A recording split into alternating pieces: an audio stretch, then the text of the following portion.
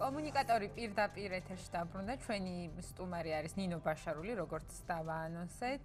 ნინო, ძალიან დიდი მადლობა რომ მოხვედი და ძალიან გვიხარია რომ შენი ვიდეოები ძალიან პოპულარობით სარგებლობს ჩვენს YouTube channel-ს, ჩვენი YouTube-ის არხზე. ძალიან დიდი მადლობა. იმ მაყურებელმა, რომელმაც არ იცის, რას გულისხმობთ, ნინო ჩვენთან იყო live სესიაზე, ჩვენ სტუდიაში ჩაწერა 5 სიმღერა, ჩვენ ამას პერიოდულად გაჩვენებთ ხოლმე და იმ სიმღერამ, რომელიც გავუშვით წინა კვირაში, რამდენიმე საათში ძალიან ბევრი ნახვა დააგროვა და ძალიან გაგვეხარდა. მადლობა ნინო ჩვენთან მოსვლისთვის. იმათ, ვინც ჯერ არ მოусმენიათ შენი სიმღერა და ვინც ჯერ შენი მოყვარულთა რიგებში არ ჩაწერილა, რო აუხსნა, როდის დაიწყე სიმღერა საერთოდ შენი შემოქმედების შესახებ. ჩვენ ვამბობთ ხოლმე, რომ ეს არის პორტუგალიური ჟანრი, ფადო, ასე შემდეგ, მაგრამ შენიდან უფრო საინტერესო იქნება. კი, პირველ რიგში მივესალმები ჩემს მსმენელს, მთელს საქართველოს.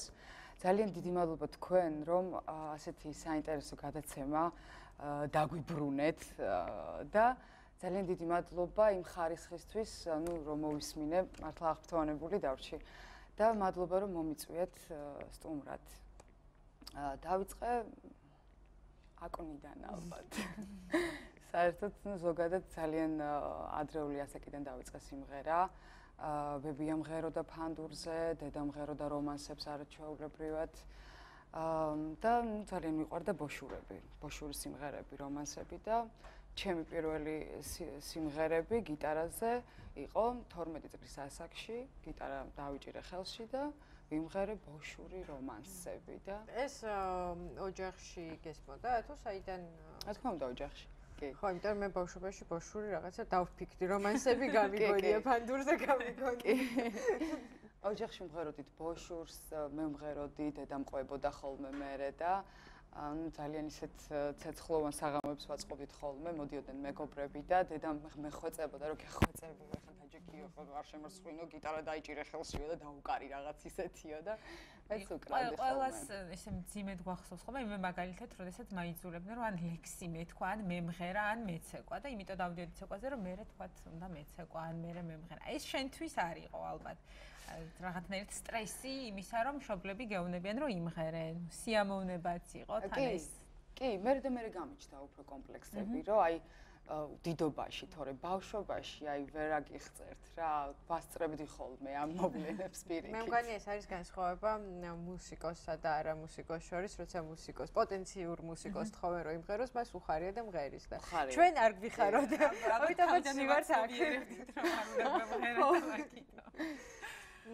ისევ ჟანრს რომ მიუბრუნდეთ, ხო? ანუ ბოშურიდან გამოიარე გარკვეული გზა და ახლა შენი სიმღერების უმეტესობა სხვა ჟანრშია, ხო? როგორ გააკეთე არჩევანი ფადოს და საერთოდ რა არის ეს ფადო? სატრფიალო სიმღერები. ფადო არის პორტუგალიური ჟანრი, რომანსული ტიპის ფოლკლორული სახეობა, როგორც ჩვენ გვაქვს ხალხური სიმღერები. და ცოტა ესეთი სევდიანი, ნოსტალგიური ხასიათის მატარებელია, მაგრამ საკმაოდ სასიამოვნო მოსასმენია და თქვენ კარგად იცით, რომ ესეთი სიმღერები თერაპიულ ხასიათსაც ატარებს და თერაპია, როდესაც ადამიანი თქვათ რაღაცა დასტრესილი ცხოვრებისგან მიდის, თქვათ რაღაც ის არის კაფეში, ლისაბონის ერთ-ერთ მშვენიერეს კაფეში რაღაც მღერის მარიზა, ერთ-ერთი პორტუგალიელი არაჩვეულებრივი ჩემი საყვარლესი მომღერალი და ესე დასტრესილი მივა და იმღერებს ესეთ რაღაც სევდიან სიმღერებს, ხო? ეს არის თერაპია ერთგვარი. და ამან ძალიან დიდი ყურადღება მიიქცია ჩემი მხრიდან. ფლამენკოც იგივე ვარიანტია. ცხოვრობდი ხო პორტუგალიაში? არა, პორტუგალიაში არა, მადრიდში ცხოვრობდი რა, ანუ ძალიან მოკლე ხანი გამოვიდა, მაგრამ ეს ჩემთვის საკმარისი იყო სრულიად, რომ ფლამენკოს კურსებიც გამიარა, იმიტომ რომ ძალიან დაინტერესებული ვიყავი, მაგისთვის ჩავედი პრინციპში. მართალია პარალელურად მუშაობდი, რაღაც კასკადს მეხურა თავზე, სამშენებლო რაღაცის იმებში დავდიოდით ხოლმე მე და ჩემი მეგობრები და პარალელურად დავდიოდი კურსებზე ფლამენკოსი და ამ ყველაფერს როგორ ახერხებო გაგიჟებულები იყვნენ და ნუ ძალიან კარგად შევათავსე, იყო ესეთი ძალიან საინტერესო ქალბატონი რაკელი, რომელმაც ჩაგვიტარა ძალიან კარგი ორკვირიანი კურსი ფლამენკოსი. სულ ვაპარაკობთ ხოლმე იმაზე, რომ არ არის სივრცე, სადაც შეიძლება მუსიკოსმა იმღეროს, მსმენელთან ვერ მიგვაქვს ზოგჯერ საკმაოდ კარგი ჟანრი, საკმაოდ კარგი მუსიკა. კომუნიკატორი კი ცდილობს თავის მხრივ, რომ რაღაცნაირად ამ მომღერლებს მივცეთ აი ეს სივრცე, სადაც შეუძლიათ თავისი მუსიკა აჩვენონ და მაყურებელთან კიდევ უფრო ახლოს მივიდნენ, მაგრამ ეს რომ არ ჩავთვალოთ, სად შეგვიძლია ვიმღეროთ, რა სივრცეებია საქართველოში იმისთვის, რომ მუსიკოსი უფრო ახლოს იყოს მარტივად რომ ვთქვათ, შენ სად მღერი, სად შეიძლება მოგისმინოს კაცმა?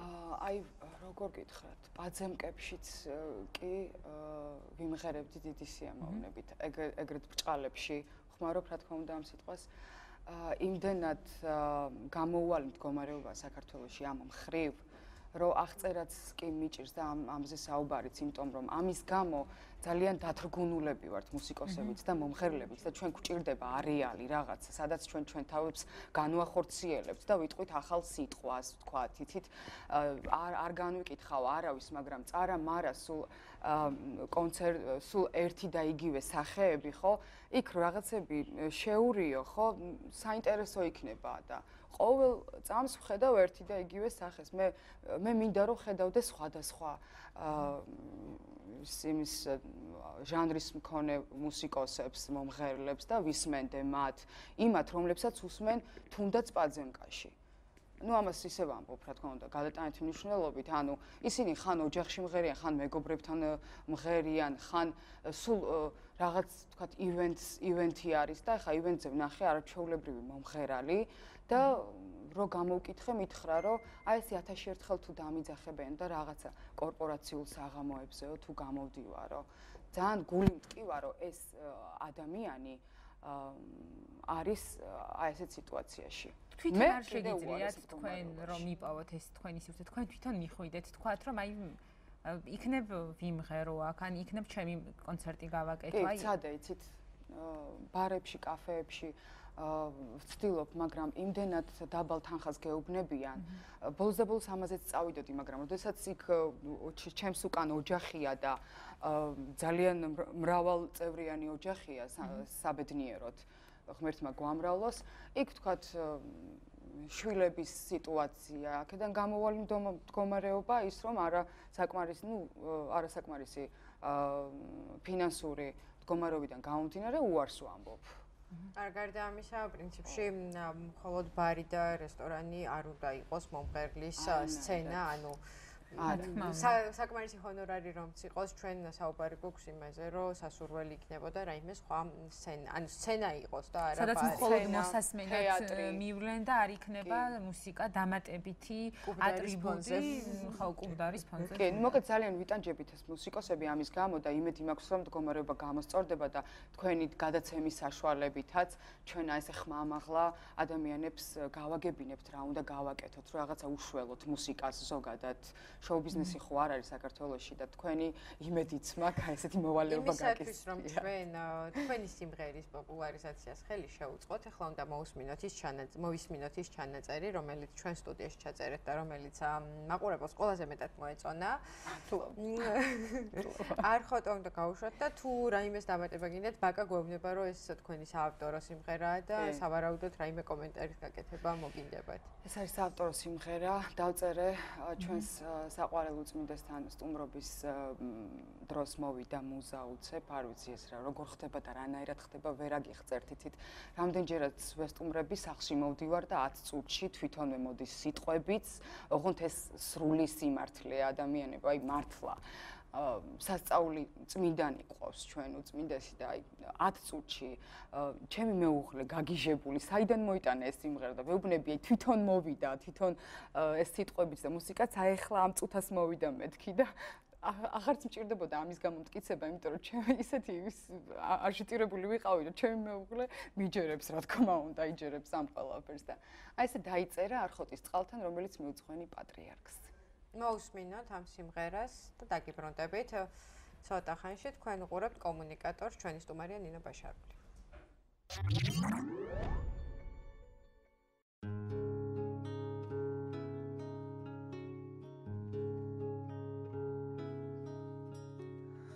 არხოდის ხალთან მოგნახე, თვალნიცრემლებით აგევსო ჩამოგვარდება ჩაირბეს ჯერ წამწამს მერე ბაგესო ოროგორ მინდა მოვიდე სევდა გართვა ბაგედან მკერდს დაგაქარგო სამყარო მაგრამ ვაი რომ არ გინდა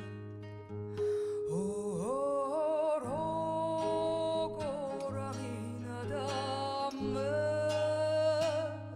ზეცაშია გაფრინო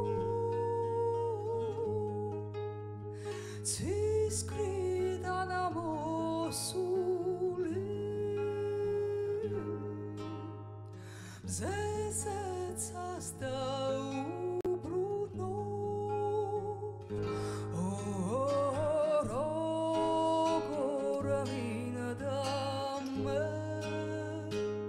ზეცაშია გაფრინო ცისკრიდან ამოსული ზეცას დაუბრუნო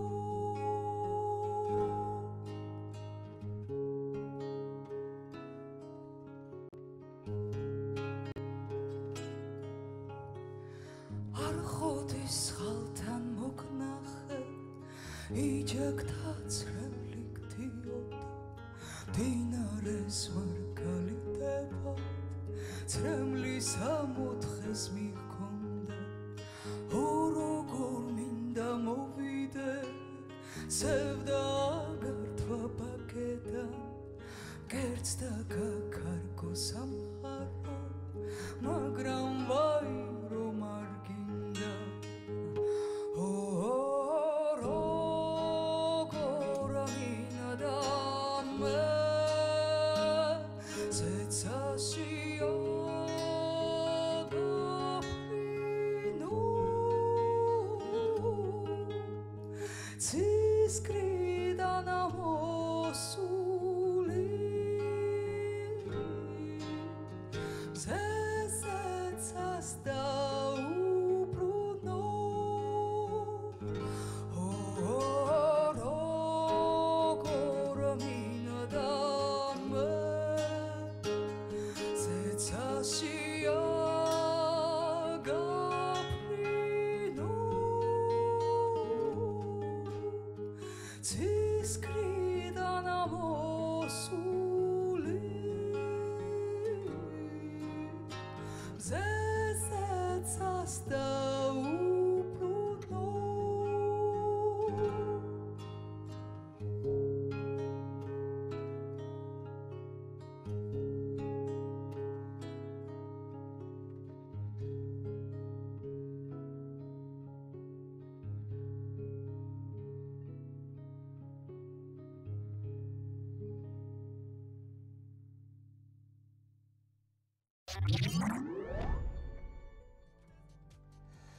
ჩვენ ეთერში ვართ, პროგრამას ეწოდება კომუნიკატორი. მე ვცდილობ რომ შორს ვიყო, შენგან გაცივებული ვარ და მოგერიდე ვითომ, მაგრამ მაინც ვერ მოვითმინე, ჩვენ ძლიერი იმუნიტეტი აღმოგვაჩნდა ხო, ქალებს. მე ვიცი მუსიკოსისთვის რა არის ეს. მე უბრალოდ მინდა აი ძალიან ესეთი სერიოზული კომპლიმენტი გითხრა, იმიტომ რომ დიდი ხანია ქართულ მუსიკალურ სივრცეში ასეთი კაშკაშა ვარსკვლავი ძალიან ცუდად გავაფუჭეთ ეს სიტყვა ამ ბოლო პერიოდში.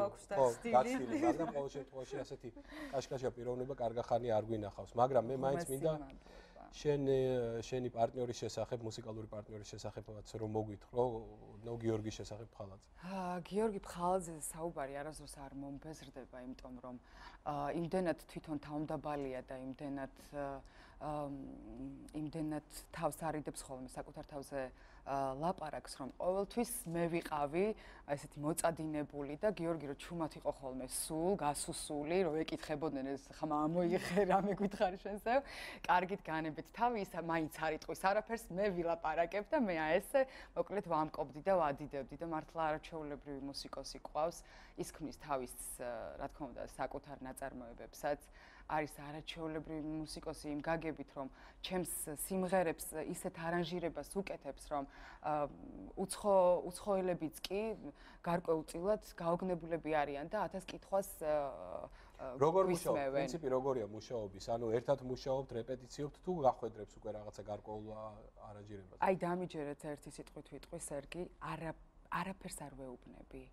გიორგი, შენთვის მიმინდვია, ესე ვეტყვი ხოლმე და არანჟირებას მომიტანს ხოლმე და ეს დამუნჯებული ვარ ხოლმე და როგორ გააკეთე გიორგი, ესე ვეკითხები ხოლმე და რა ვიცი, აი ესე თვითონ, თავისით, რა ვიცი. აი ესეთი არაჩვეულებრივი გენიალური ადამიანი ყავს. მე მინდა მაინც დაუბრუნდეთ ამ ინტერნეტ YouTube-ის ამბავს რა. ძალიან მაინტერესებს, იმიტომ რომ დიდი ხანია ვაკვირდები და ყოველდღე ფაქტიურად მატულობს მაინც. ეს ერთ-ერთი პირველი ვიდეო მასალა იყო, მე მგონი, რომელიც ინტერნეტში გამოქვეყნდა. დღეს არის 3.300.000-ზე მეტი ნახვა აქვს. რამე შედეგი მოყვა ამას? იცით რა, ძალიან კარგი შედეგები მოყვა.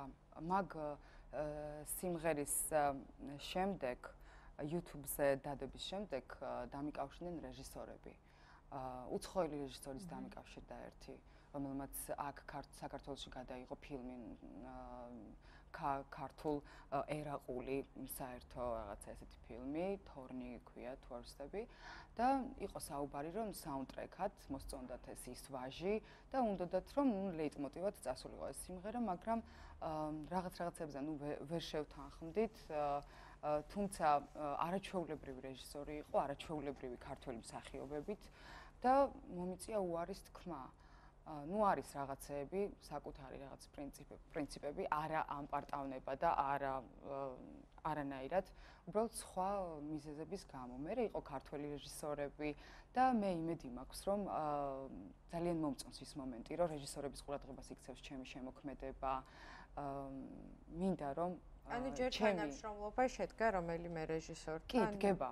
ამ ეტაპზე ვართ და ძალიან მოხარული ვარ, რომ ჩემს სიმღერებს ესე გულით და სულით ეს იქნება ქართული ფილმი თუ არა ქართული პროდუქცია, რომელსაც ქართული ფილმი იქნება, კი. თუ აპირებთ საზღვარგარეთ, ანუ უცხო ენოვან მსმენელზე გასვლას და აი რაღაც ტიპის გეგმები თუ გაქვთ ამასთან დაკავშირებით. იცით, ჩვენს ერთ-ერთი სენი გვჭირს ქართველებს. უცხოეთში რო წახვალ, კონცერტს გააკეთებ და ჩამოდიხარ და ეგრევე ხალიჩებით გვხვდებიან და მერე მოდის 1000 წინადადება, 1000 რაღაცა კონცერტები და ასე შემდეგ და ყურადღების ცენტრში ყოფნა. არასდროს არ ვიყავი ამ იმით სინდრომით შეპყრობილი ადამიანი, მაგრამ ეს იცით რა, ვფიქრობ, რომ უნდა მოვიშალოთ ქართველებმა ზოგადად რა. აქვე საქართველოში უნდა გაუფრთხილდეთ ერთმანეთს და უნდა მივცეთ ერთმანეთს ბევრი რაღაცის კეთების შესაძლებლობა. ესეც ჩაკეტილები არ უნდა ვიყოთ. მე იქ რაღაც გერმანიაში რაღაც ჩვეულებრივი კონცერტი რო ჩავატარო, თქვათ ან ინგლისში ან საფრანგეთში, ამის გამო მე უფრო მეტად დაფასებული არ უნდა ვიყო. მე ესე ვფიქრობ რა. და მიუხედავად ამ ყველაფრისა ძალიან ბედნიერი ვარ, იმიტომ რომ მე მწერენ ემიგრანტი ქართველები ისეთ წერილებს, რომ თვალებზე ცრემლი მადგება ხოლმე, ბევრჯერ მიტირია და დედაჩემს დაუმშვიდები ვარ, რომ ძალიან ბევრი კომპლიმენტები, ბევრი ქათინაური და ვთბები, იმდენად ვთბები, რომ უკვე პრეტენზიებიც აღარ მიჩნდება. ალბათ დრო მოვა და ევროპაშიც დიდი სიამოვნებით გავაკეთებ კონცერტს. როგორ ფიქრობ, მზად ახარ ახლა ვთქვათ აი ესეთი სრულფასოვანი კონცერტისათვის უკვე გააქვს იმდენი მასალა, რომ რაღაცა ესეთი სერიოზული სოლო კონცერტი გააკეთო? კი. მზად ვარ, იმიტომ რომ ჩვენ მოლაპარაკებას ვაწარმოებთ ბოშებთან. კოლპაკოვ ტრიო, ესეთი ტრიო არის, რომელიც უკრავდნენ მადონასთან. ეს ძალიან გახმაურებული ბენდია, ბოშების, რომლებიც ცხოვრობენ ამერიკაში და მათი სურვილი იყო, რომ ეს ჩვენ ერთიანი რაღაცით გაგვეკეთებინა კონცერტი აქ. დიდი კონცერტი, მე ბოშურებსაც ვიმღერებ, რა თქმა უნდა, ისინი თავიანთ რეპერტუარს შემოგთავაზებენ და აი ეს იმდენად საინტერესო პროექტია, რომ შესაძლოა რომ გაზაფხულზეც იყოს. სიამოვნებით მოგიწევთ კიდევ ერთხელ. აუცილებლად მოვა თქვენთან. სიამოვნებით.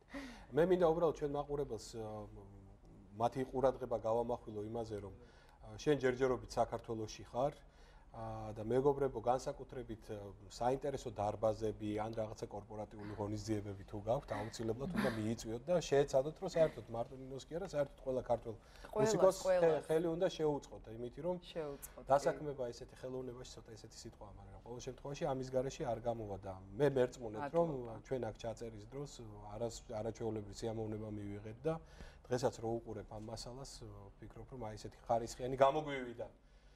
უღრმესი მადლობა ამის. მადლობა, წარმოგიდგენთ გისურვებთ ყველას. ეთილი, თქვენ უყურებთ კომუნიკატორს, ჩვენ ცოტა ხანში დავბრუნდებით. ჩვენ მე მგონი კიდევ ერთი სიმღერა გავუშვათ გასაკვირველი. სიმღერა ბრაზილიურ მოტივებზე და პრინციპში ამ ყველაფრის ნახვა, ანუ იმ მუსიკის, რომელიც ნინომ ჩვენ სტუდიაში ჩაწერა, ჩვენს ხო პრინციპში სტუდია, შეგიძლიათ YouTube-ის გვერდზე ნახოთ და მოусმინოთ. კარლოს ჟობიმის ნაწარმოები. ბრაზილიური ბოსანოვა. თქვენ უყურებთ კომუნიკატორს. კარგი იყო, კარგი.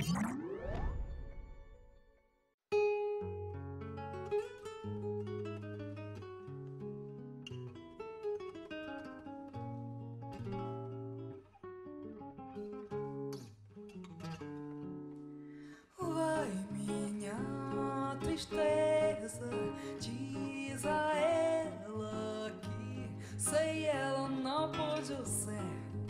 Diz-lhe numa prece que ela regresse, porque não posso mais sofrer. Chega de saudade, a realidade que sem ela não há paz, não há beleza, só tristeza e melancolia que não sai de mim, não sai de mim, não sai. Mas se ela voltar, que coisa linda, que coisa louca. Pois sabe nos beijinhos dar o mar do que os beijinhos que eu darei na sua boca. Dentro dos meus braços, abraços, disser-me de abraços apertado assim, calado assim, calado assim. Abraços e beijinhos, e carinhos sem ter fim. Que é pra acabar que sem negócio de você viver sem mim.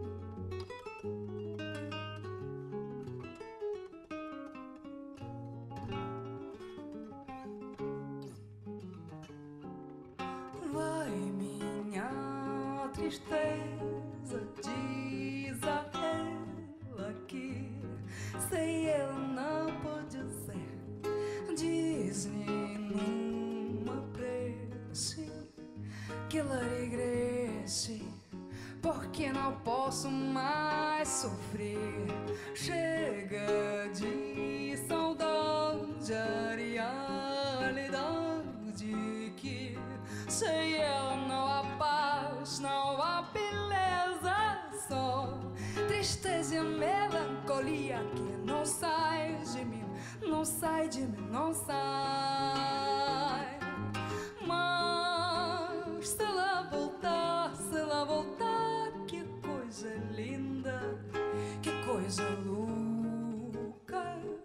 Pois amem nos beijinhos nada do mar do que os beijinhos que eu darei na sua boca. Dentro dos meus braços, abraços, disser-me de abraços apertados assim, calado assim, calado assim. Abraços e beijinhos, carinhos sem ter fim. Que pra acabar que sem negócio de você viver sem mim.